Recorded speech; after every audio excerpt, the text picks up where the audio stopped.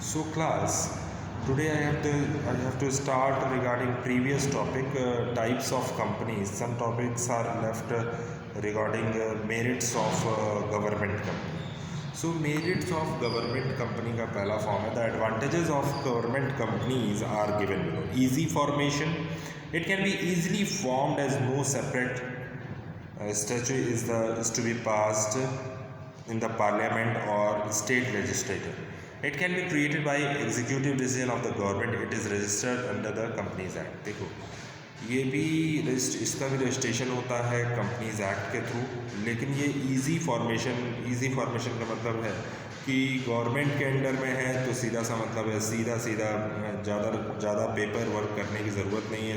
अगर गवर्नमेंट के अंडर में है तो बहुत ईजिली वे में फॉर्म्ड हो जाती है, ठीक है। Internal autonomy, it is relatively free from bureaucratic control and political interference in day to day function. It is a separate entity and autonomous body. In the absence of direct ministerial control, it can manage its affairs independently. It can be operated on commercial principles and can be sensitive to the needs of consumer. देखिए government company है तो interfere की बात आती है। Interfere कौन करेगा? Government करेगी। गवर्नमेंट से डिसीजन नहीं आता है तो गवर्नमेंट कई लोगों को अपॉइंट कर देती है। जब अपॉइंट करेगी तो डायरेक्टर्स भी अपॉइंट करेगी, तो सारा खेल जो होता है गवर्नमेंट कंपनी वो मिनिस्ट्रीज पार्ट का होता है। यानी जो भी इंटरनल चीज़ें होंगी मिनिस्ट्री की तो होंगी, लेकिन अगर डिसीजन मेकिंग की बात आती है तो गवर्नमेंट डायरेक्टर्स वगैरह अपॉइंट करती है। डिसीजन मेकिंग का काम, इंटरनल अफेयर्स का काम डायरेक्टर्स ही करते हैं, ठीक है। Flexibility of operation, the objects, power and organisational setup of the government company can be altered easily as no statute has to be amended. On the provisions of the Companies Act have to be observed. The company can take prompt decision regarding management, finance and other related matters.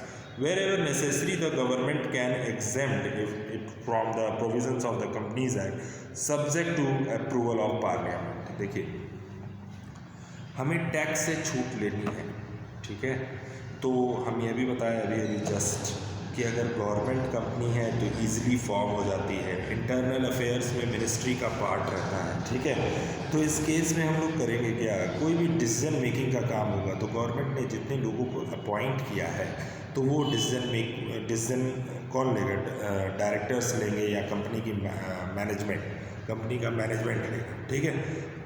जो भी decision होता है वो company का management general meeting में लेता है, जैसे एक प्राइवेट कंपनी या पब्लिक कंपनी में होता है, ठीक है। So whenever necessary the government can exempt if the provisions of the company. Government चाहे तो रूल्स और रेगुलेशंस को चेंज करके गवर्नमेंट कंपनी को प्रॉफिट पर खड़ा कर सकती है, ठीक है।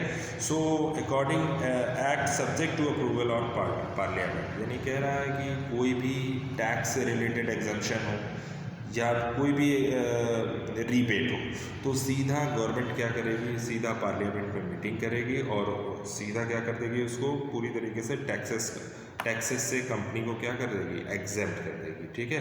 वो कंपनीज रजिस्ट्रार ऑफ कंपनी से पूछने नहीं जाएगी, वो सीधा फॉर्म कर देगी, पार्लियामेंट में एक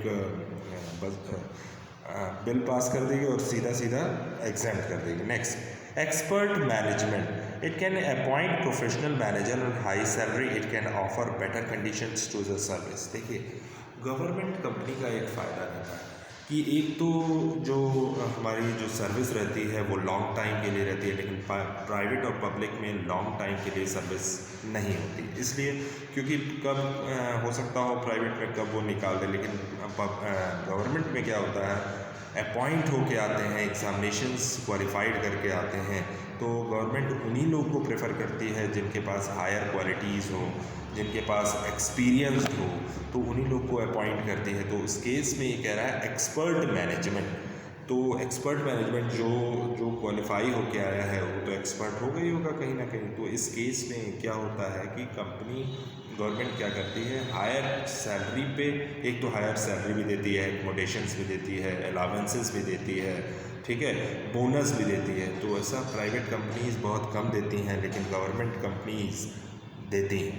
next, collaboration, it is the only form of organisation by which the government can avail the managerial skill, technical know how, the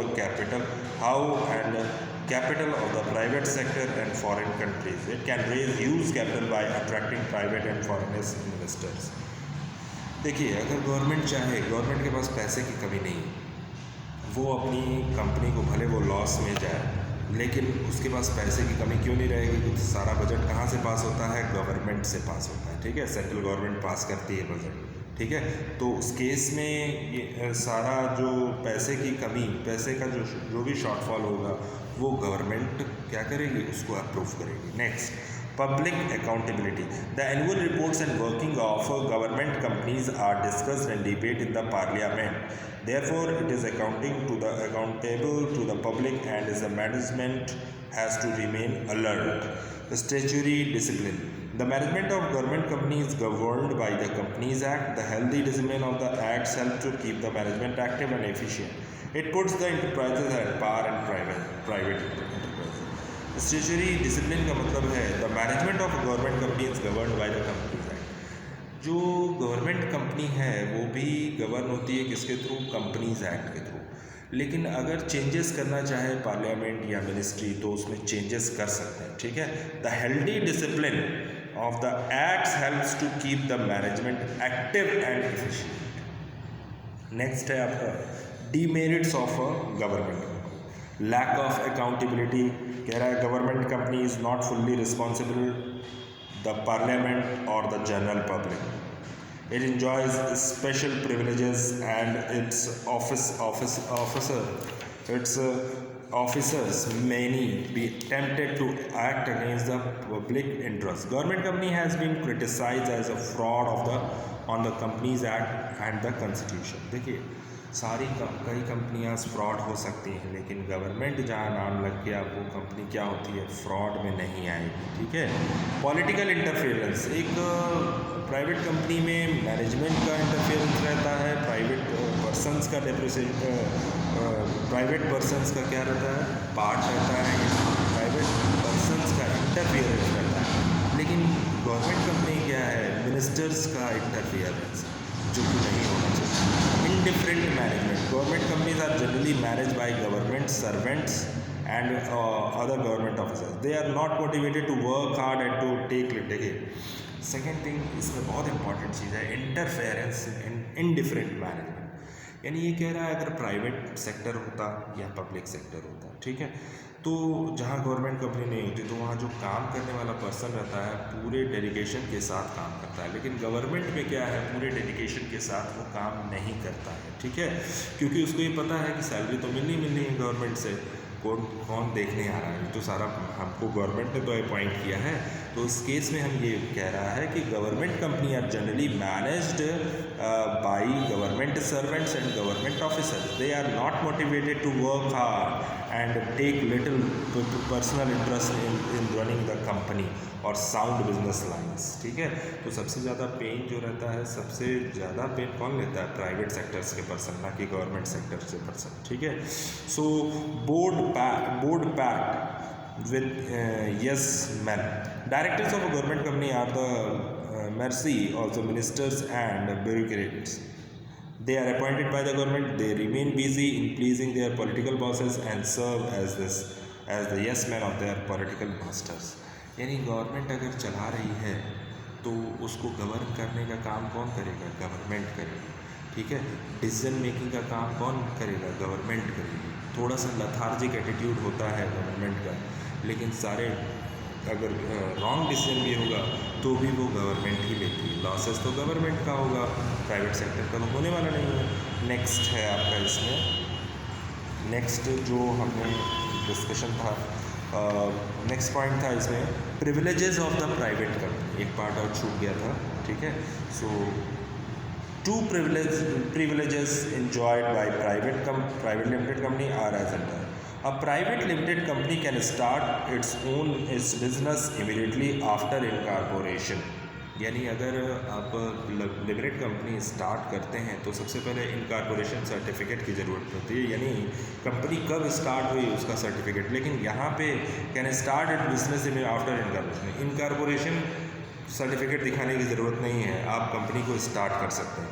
it is not required to obtain the certificate of commencement of the business. अभी हमने बताया कि अगर आपका business start करना है private company तो आपको सर्टिफिकेट ऑफ इनकॉर्पोरेशन की ज़रूरत नहीं है, लेकिन पब्लिक कंपनी है, बड़ी कंपनी है, तो सर्टिफिकेट ऑफ इनकॉर्पोरेशन की जो नीड होगी। सर्टिफिकेट ऑफ इनकॉर्पोरेशन का मतलब ये होता है कि कंपनी कब से स्टार्ट की है, ठीक है, डेट क्या है उसकी, रजिस्ट्रेशन क्या है। Next, a private company need not hold a statutory meeting and file a statutory report with the registrar of the company. यानी ये कह रहा है कि need not hold a statutory meeting and file और स्टैट्यूटरी रिपोर्ट। कोई भी companies act से रजिस्ट्रार ऑफ कंपनीज़ में जो हम रजिस्ट्रेशन कराते हैं, हमारा भी प्राइवेट भी रजिस्टर्ड होती है और पब्लिक भी रजिस्टर्ड होती है, तो जनरल मीटिंग की रिपोर्ट आप रजिस्ट्रार ऑफ कंपनीज़ को प्रोवाइड नहीं करेंगे, ठीक है, लेकिन पब्लिक कंपनी में आपको प्रोवाइड करनी है, ठीक है। सो ये था आज का topic, private, give the privileges of the private. And next इसमें जो अभी हमने बताया गवर्नमेंट के क्या क्या पॉलिसीज़ हैं, यानी merits of government company, demerits of government company, ठीक है।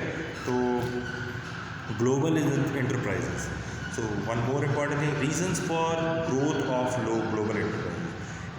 फर्स्ट है, it is a huge financial resources at its disposal, therefore it can turn any adverse circumstances in its favor। देखिए ग्लोबल इंटरप्राइजेस में क्या होता है, एक बहुत बड़ी कंपनी होती है, ठीक है, मल्टीनेशनल कंपनी के अकॉर्डिंग मल्टीनेशनल कंपनियां रहती हैं, इनको पैसे की कमी कभी नहीं रहती, ठीक है। ये पब्लिक से भी पैसा लेते हैं, बैंक से भी पैसा ले सकते हैं, मल्टीनेशनल नाम ही बहुत बड़ा है तो पैसे की कमी होने की कोई सवाल ही नहीं, क्योंकि हर जगह इसका बिजनेस ओपन है, ठीक है।